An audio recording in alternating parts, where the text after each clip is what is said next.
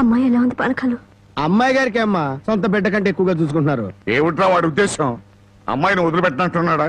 అమ్మాయినే కాదు, అమ్మాయి కోసం ఎవరు తెలిసినా వదిలిపెట్టను. మర్యాదగా రాజీపడి నరసింహాన్ని పోలీసులు గొప్ప చెప్పకపోతే నిన్ను నరసింహాన్ని బండికి కట్టేసి సిటీ దాకా దేకించి పోలీస్ స్టేషన్ లో ఇరికిస్తాను అని అన్నాడండి. ఆ తర్వాత అమ్మాయి సంగతి చూస్తానన్నాడు. ఏడ్చాడు. ఎంత ధైర్యం వాడికి! అమ్మాయిని వదిలిపెట్టకుండా దానికి ఏమైనా అన్యాయం జరిగిందో ఆ ఊరంతటిని శ్మశానం చేయిస్తాను. ఏమండి, అతనితో ఎందుకు వచ్చిన గొడవండి?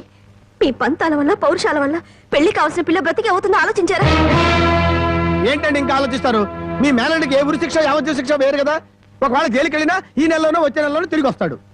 కానీ పరాయింట్లో ఉన్న ఆడపిల్ల ఏ కడుపుతోనో తిరిగి వచ్చిందంటే మీ పరువేం గాను.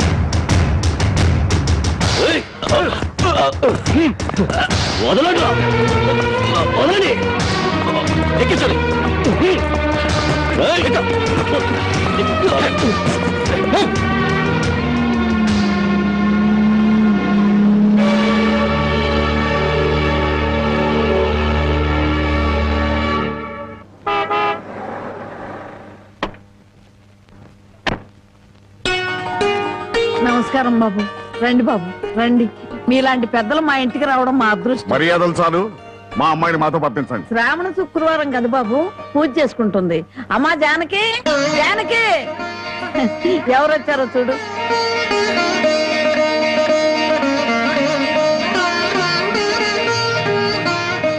నన్ను క్షమించు.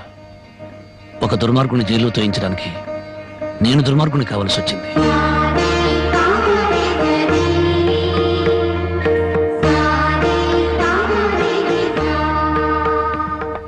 బాగున్నారా నాన్న?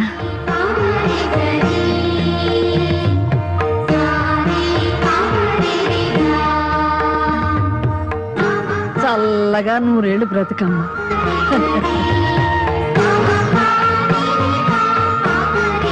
ఏమిటమ్మా? పద.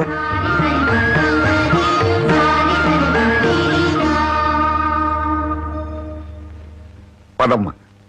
నన్ను క్షమించండి నాన్న, నేను రాను. జానకి, నీకన్నా పిచ్చి పెట్టిందా? లేదు, జీవితం అంటే ఏమిటో ఇప్పుడే అర్థమైంది. పరాయి మగాడు బలవంతంగా నన్ను ఇక్కడికి తెచ్చి 10 రోజులు నన్ను ఇక్కడ ఉంచుకున్నాక మళ్ళీ మన ఊర్లో అడుగు పెడితే అందరూ నన్ను చూసి నవ్వరా? నా శీలాన్ని శంకించరా? ఎవరే నీ శీలాన్ని శంకించేది? ఊరి నడిగడ్డ మీద ఉరి తీస్తాం. అలా ఎంతమందిని ఉరి తీస్తావు నాన్న? ఇంత జరిగాక నన్ను ఎవరైనా పెళ్లి చేసుకుంటారా? అలా చేసుకున్న నాతో సంతోషంగా కాపురం చేస్తారా? 10 రోజుల పరాయి మగాడితో పడుకుని వచ్చావని నా మొగుడు నిలదీసి అడిగితే నేను నిజంగా పడుకోలేదన్న సాక్ష్యం నువ్వు చెప్తావా? రాముడంతటి వాడే సీతను అనుమానించి అగ్ని ప్రవేశం చేయించాడా? ఆవిడ దేవత కాబట్టి మిగిలింది. నేను మనిషి నాన్న, బూడిదిగా మిగులుతాను. నీకెవరో రామాయణం నూరు పోశారే. ఎవరో కాదు నాన్న, నువ్వే. 5 ఏళ్ల వయసు నుంచి నీ ఒళ్ళో కూర్చోబెట్టుకుని సీతాదేవి గురించి, సతీ సావిత్రి గురించి, ప్రాణం కంటే శీలం గొప్పదని, డబ్బు కంటే పరువు గొప్పదని నువ్వే నూరిపోసావు నాన్న. ఓహో అలాగా. మరి తండ్రి మాట చవదాటని రాముని గురించి కూడా చెప్పానుగా, అది గుర్తులేదా? గుర్తుంది నాన్న. రాముణ్ణి కన్న దశరథుడి గురించి మాత్రమే కాదు, సీతను కన్న జనకుడి గురించి కూడా చెప్పావు. తను చక్రవర్తి అయ్యుండి కూడా అడవిలో ఉన్న సీతను ఏనాడూ పలకరించడానికి వెళ్ళలేదు. ఎందుకు వెళ్ళలేదు నాన్న అని నేను నిన్ను అడిగినప్పుడు నువ్వేం చెప్పావో గుర్తుందా? అమ్మా, ఆడది గడప దాటేది 2 సార్లు. ఒకటి పుట్టింటి నుంచి మెట్టినింటికి, రెండోది మెట్టినింటి నుంచి మట్టిలోకి. ఎందుకమ్మా ఈ వాదనలన్నీ? మండి వెళ్తారా? నేను రాను. అదృష్టమో దురదృష్టమో ఈ గడపలో అడుగు పెట్టాను. బయటకు అడుగు పెట్టడం అంటూ జరిగితే అది మట్టిలోకి.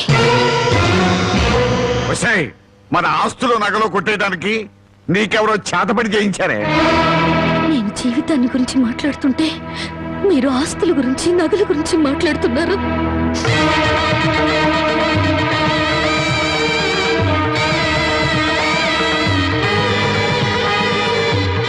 ఇదిగో మీ నగలు, ఆస్తులు నాకేమి వద్దా. ఈ ఇల్లు వదిలి రాను. ఏం కూసావే? 20 ఏళ్ళు కనీ పెంచిన మాకన్నా బలవంతంగా తెచ్చి 10 రోజులు దాచిన వాడే నీకు ఎక్కువయ్యాడా? పార్వతి, ఈ క్షణం నుంచి దానికి మనకే సంబంధం లేదు. వెళ్దాం పద. ఏమండి కాస్త ఆగండి. ఏయ్ నన్ను టెన్షన్ పెట్టుకో. వెళ్ళి నుంచి. అవునమ్మా, అమ్మా నాన్నల మనసు కష్టపెట్టుకు వెళ్ళు. ఆహా, ఆస్తి కోసం అందరూ కలిసి ఎన్ని నాటకాలు ఆడుతున్నారు. రాఘవయ్య మర్యాదగా మాట్లాడు. నువ్వెంత, నీ ఆస్తులెంత? నీకు డబ్బుంటే ఉండొచ్చు కానీ పౌరుషాలు పట్టుదలలో మాకు ఉన్నాయి. ఉంటే దాన్ని ఎప్పుడో బయటికి నెట్టేవాడివి. డబ్బు కోసం గడ్డి తినే రకం. రాఘవయ్య, పదవే. రాఘవయ్య, హట్! అసలు నీ మూలంగానే మేము ఎన్ని మాటలు పడ్డాం. మర్యాదగా ఇంటి వచ్చి బయటికి వెళ్ళు. చావో బతుకు ఇక్కడే తెలిపోవాలి. ఇక్కడి నుంచి మాత్రం వెళ్ళను. నీ మొండి వేషాలు నా దగ్గర కదా. చివరిసారిగా చెప్తున్నాను, బయటికి వెళ్ళు. నీ వెళ్ళను. వెళ్ళకపోతే మెడబట్టి బయటికి గెట్టేస్తాను. డ్రైవర్, పోనీ.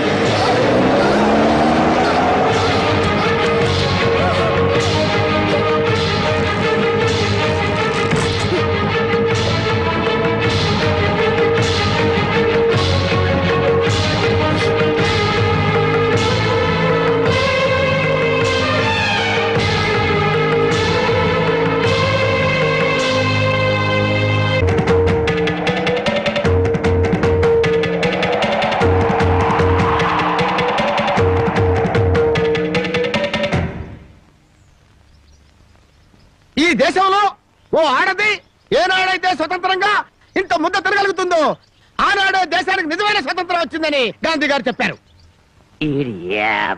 ఎరా ఓ పూట తిండి కోసం గాంధీ గారి గురించి భారతదేశం గురించి ఎందుకు మాట్లాడతావురా? అది కాదండి, ఒక భారతీయ పేగు ఆకలికి మాడిపోకూడదు కదా అని మాట్లాడాను సార్. చాలే ఊరుకోండ్రా. అందరికీ న్యాయం చెప్పే రాంబాబు నీకు అన్యాయం చేయడు. రామ్మ,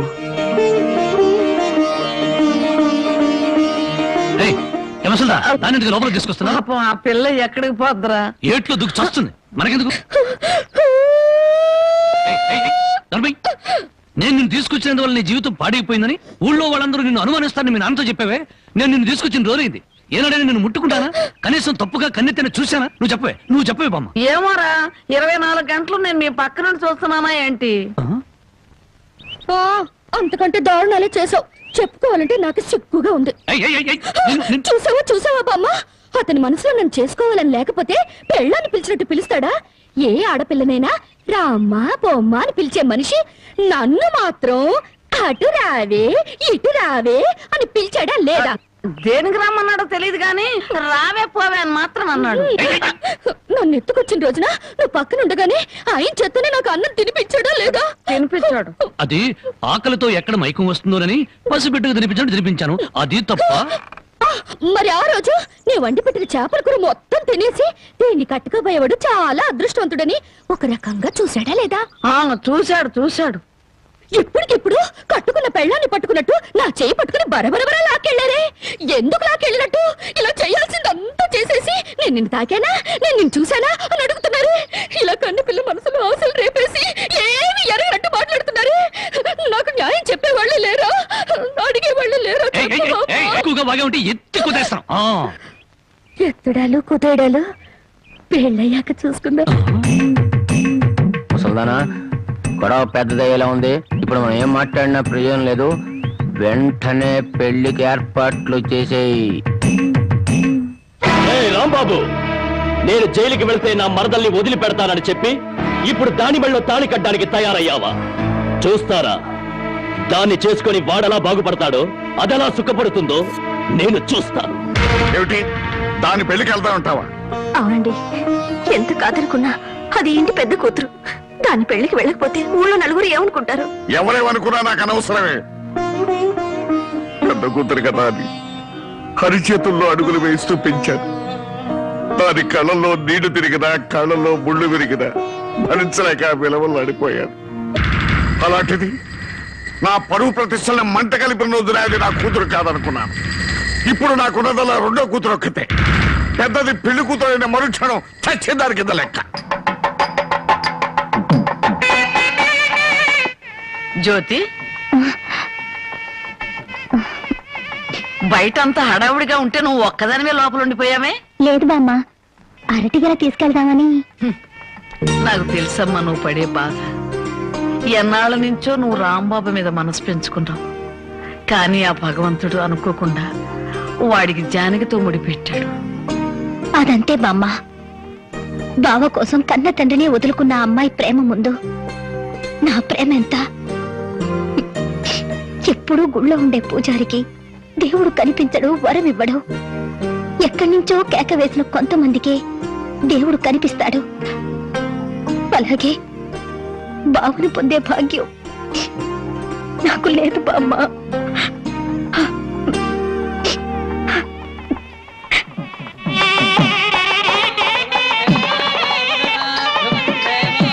అన్ని పెళ్లిళ్ళలో పెళ్లి కొడుకు ఎదురు చూస్తాడు. ఇక్కడేంటమ్మా పెళ్లి కొడుకు కోసం పెళ్లి కూతురు ఎదురు చూస్తుంది? అవునే చోద్యం. ఇంతకీ పెళ్లి కొడుకు ఎక్కడ?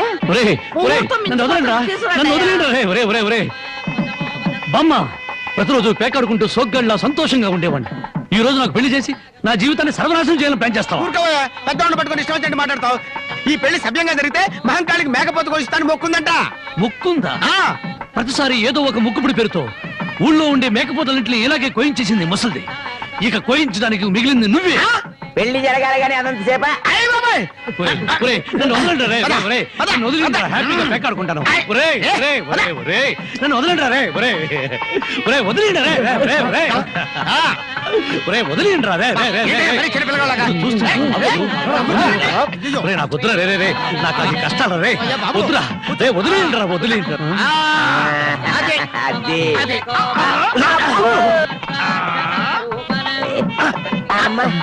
అది లాగి. వదలండి రా, ఒరేయ్, ఒరేయ్.